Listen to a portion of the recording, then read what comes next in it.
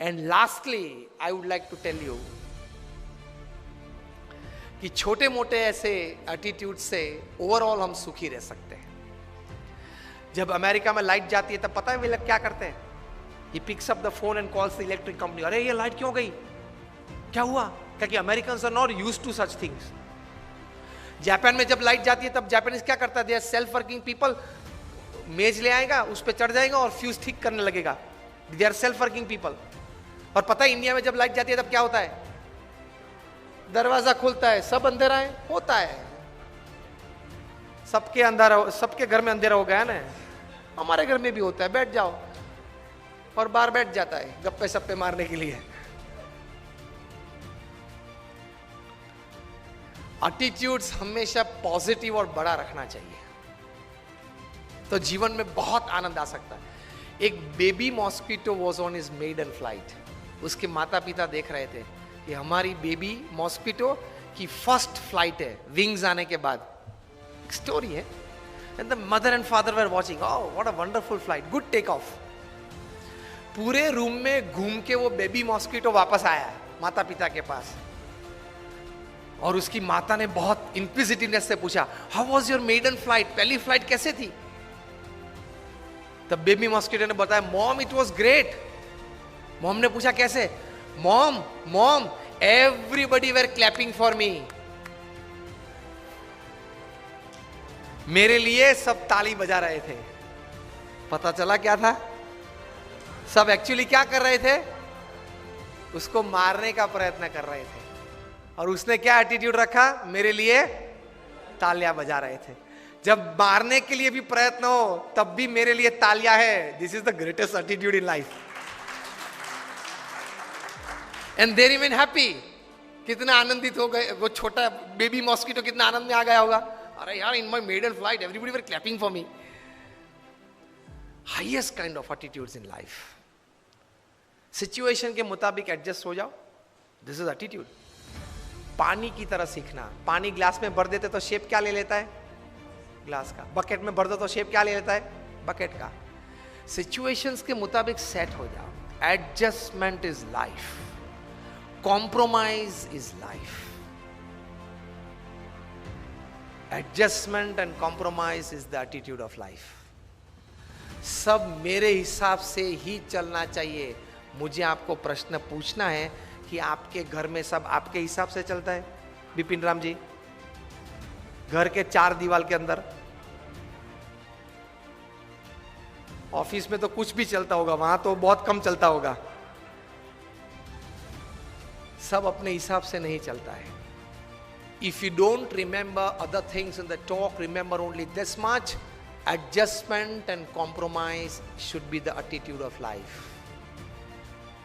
आप भी कुछ हैं, हम भी कुछ हैं, लेकिन कोई कॉमन मिनिमम प्रोग्राम CMP कैसे बना के मैं भी थोड़ा अपना रखूं और थोड़ा छोड़ दूं, आप भी अपना थोड़ा रखें और थोड़ा छोड़ दें, ताकि हम कॉमन प्लेटफॉर्म पे आ जाए और काम करें और थोड़ा नतीजा लेके आए। That should be the attitude in life. नहीं, अगर मेरे विचार में आपको सम्मिलित होना है तो ही दूसरी बार मीटिंग में आप आना। This is not the way you work. This is not how great people have worked. और अंतिम में डेढ़ बजने में 5 मिनट बाकी है। मुझे 1:30 बजे तक की बात करने की बात हुई थी। Last 5 minutes I would like to talk to you about the attitude towards God. कई लोग आस्तिक है, कई लोग नास्तिक है, अपने अपने हिसाब से सब विचार करते हैं, सोचते हैं, चलते हैं जीवन में। लेकिन एक बहुत बड़े एस्ट्रोनॉमर फ्रेड हॉयल ने बताया कि it is advantageous to believe in God then not to believe. Professionally भी आप भगवान में मानो, अच्छाइयां बुराइयां के लिए नहीं, छोड़ दो, मोक्ष के लिए नहीं हो, छोड़ दो।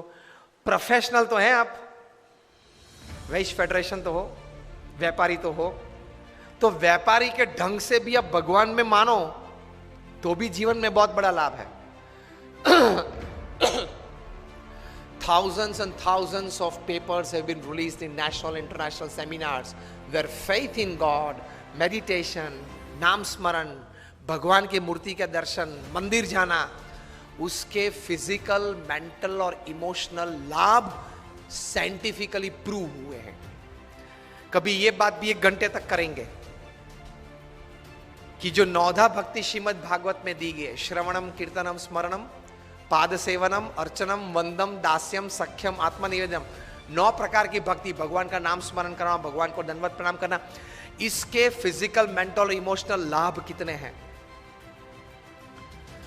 फॉर एग्जाम्पल, हड्डियां कमजोर हो जाती है, उसको बोलते हैं ऑस्टियोपोरोसिस, जल्दी टूट जाती है।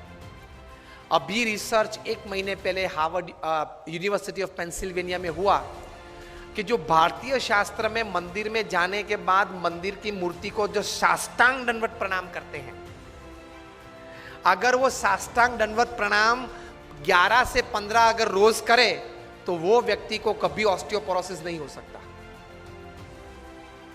यूनिवर्सिटी ऑफ पेंसिल्वेनिया में। भगवान के नाम स्मरण में कितनी ताकत है, फिजिकली, प्रैक्टिकली। मोक्ष की बात, भगवान के स्वर्ग नरक की बात जाने दो अभी।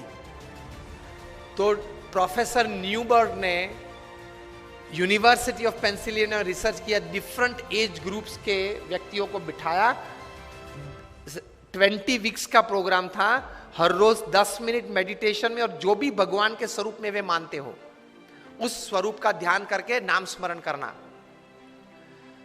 एंड रिजल्ट में MRI टेस्टिंग हुआ, माइंड मैपिंग हुआ, उसमें से प्रैक्टिकल साइंटिफिक रिजल्ट्स ये मिले कि जो छोटे बच्चे थे वो रेगुलर 10 मिनट रोज मेडिटेशन और भगवान का नाम स्मरण करते थे, उनकी मेमोरी पावर 15 to 25% बढ़ गई। जो किशोर अवस्था में थे, युवा अवस्था में थे, उनकी मेमोरी भी बढ़ गई और सेल्फ कॉन्फिडेंस भी बढ़ गया। जो मिडिल एज में थे, 35, 40, 45, 50 में, उनको जीवन में कॉन्फिडेंस बढ़ गया, और जो ओल्ड एज में थे उनको इमोशनल सपोर्ट बढ़ गया, इमोशनल स्ट्रेंथ बढ़ गई ये नाम स्मरण से। Practically advantage. तो जो बातें हमारे शास्त्र में महान ऋषि मुनियों ने लिखी है वो बात सही है। It is 100% right, absolutely right. तो एटीट्यूड हमारे शास्त्रों, संत और भगवान के प्रति ये आस्तिक भाव का रखना, उसमें कुछ लेना देना तो है नहीं, उसमें कुछ लेना देना तो है नहीं। ये एटीट्यूड रखो कि भगवान है, भगवान ये सर्वे जगत के कर्ता हर्ता है, और जो भी कुछ करते हैं वो हमारे मनुष्य के अच्छे के लिए करते हैं। इतना पॉजिटिव एटीट्यूड भगवान के बारे में रखो तो बहुत शांति रहेगी, बहुत स्थिरता रहेगी।